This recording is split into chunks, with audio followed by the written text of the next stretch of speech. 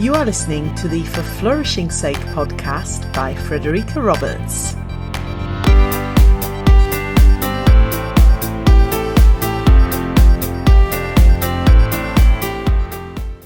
Welcome to episode 34. On the 24th of March, I hosted a mental health and wellbeing live virtual panel on YouTube on my Happiness Speaker channel.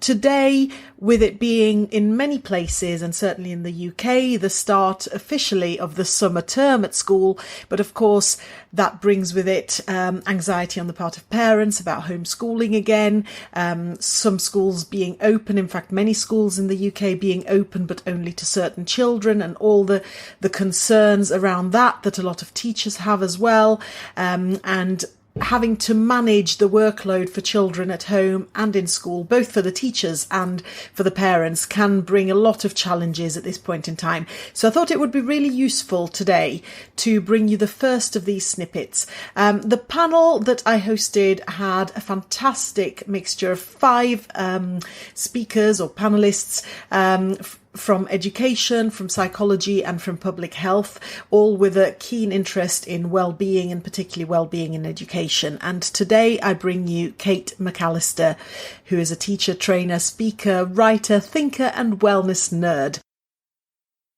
Hi, I'm Kate McAllister and I'm coming to you from Dominican Republic. I came here on a research project into world schooling, funnily enough, and now I am stuck here homeschooling with my 7-year-old. My background is in self-directed learning, so I'm here to support parents and teachers with self-directed learning projects and how to make them successful. And I also train volunteers who go to work in crisis situations like refugee camps. And so one of the things that I do is helping people to magic something out of nothing. So when you find yourself thrown into an environment where nothing is how it's supposed to be, how can you create some sense of normality, some sense of pattern, and lay down anchors so that you can find your way back to feeling safe and calm when everything around you is feeling very upside down? Underneath all of those cognitive things is an emotional response. Yeah. And so globally, we are experiencing a crisis, which means that our autonomic nervous systems are freaking out on us.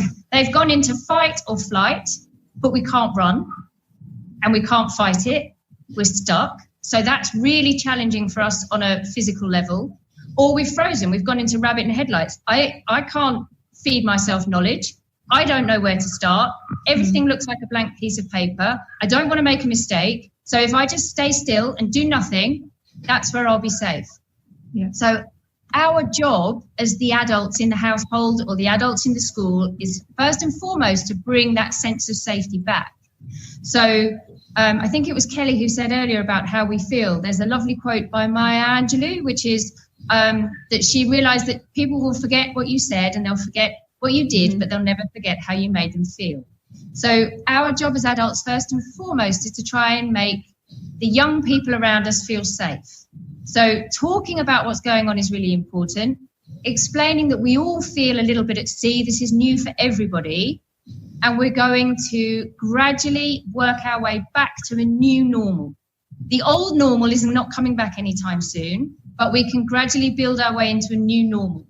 And so beginning with topping and tailing your day with a routine that you know works. So whether it's having the same breakfast every day in the same place at the same time, and it might wobble after that. They might wander off and go back into, I don't know what to do, driving you nuts, asking you questions, but finish the day with either a meal at the same time or a television show that you watch together or a bedtime story for your little ones, and then slowly work your way backwards towards the middle. So add in something new each day that's recognizable, that gives you a safe feeling, and slowly work your way back towards the scarier stuff, which is self-directed learning projects on whatever you like, as long as it's of value. That's massive for most people to wrap their heads around. So that would be my advice. Start at the beginning and the end and gradually work your way back in. Listen out in future weeks to more snippets from the mental health and wellbeing panel that I hosted on Tuesday, the 24th of March. And of course, this will be interspersed with our usual episodes from me and from our podcast guests as well. Thank you for tuning in to the For Flourishing's Sake podcast.